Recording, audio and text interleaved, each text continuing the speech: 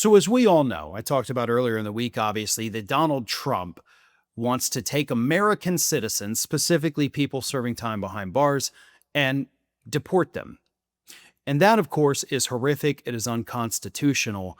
But before we even get to that point where he starts doing that, there's still plenty of other people in the United States that he wants to deport, including US citizens. No, I know that sounds weird, right? Because I just said that he's going to deport US citizens, but before that, he deports US citizens. Well, let me make the distinction here. The first group of people, the criminals he wants to deport, are US born, probably never stepped foot in a foreign country. Their parents are American. They're regular, natural born US citizens.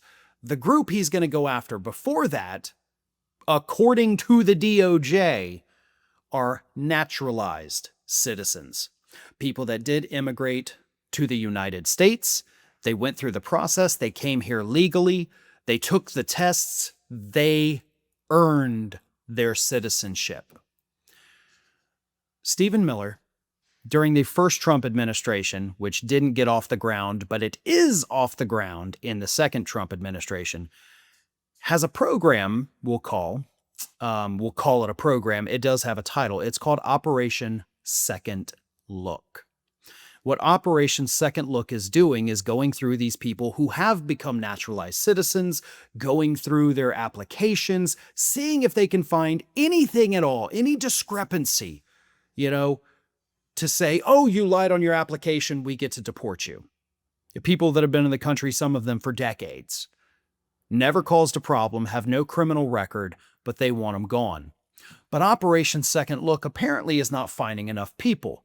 So, in a very little noticed move in early June, the DOJ actually released the memo, according to a new report from Talking Points Memo, and Talking Points did a phenomenal job with this.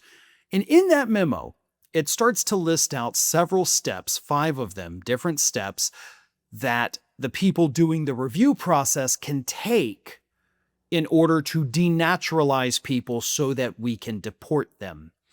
And step number 5 has this.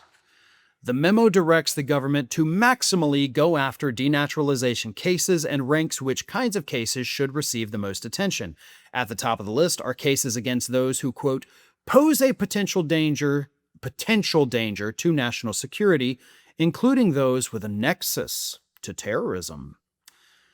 The denaturalization cases have dealt with a narrow set of circumstances up to this point. Perhaps someone lied on their application, failed to disclose something significant, whatever it is. But in many cases, this has been applied to war criminals or people who otherwise concealed crimes that they were in the process of committing as they applied for citizenship. But the June DOJ memo, according to Talking Points memo, the language around terrorism and national security threats is incredibly broad. In the world of the memo, posing a potential danger to national security is enough to merit a review of your citizenship application.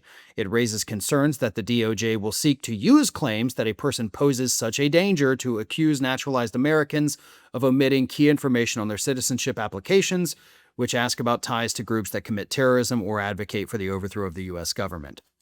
Now, on its surface, that may seem pretty standard. Like, yeah, obviously we don't want terrorists here.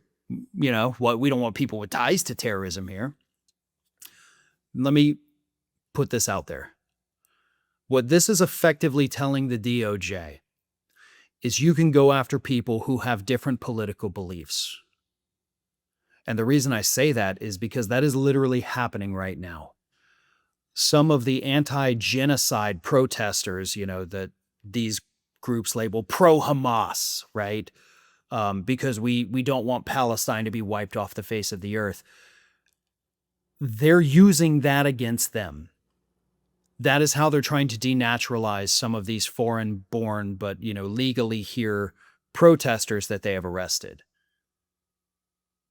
They're trying to say, obviously, because you don't want Palestine to cease to exist, you're pro-terrorism, so you obviously have ties to Hamas and you didn't put that on your application, so yeah, we can take away your citizenship and deport you.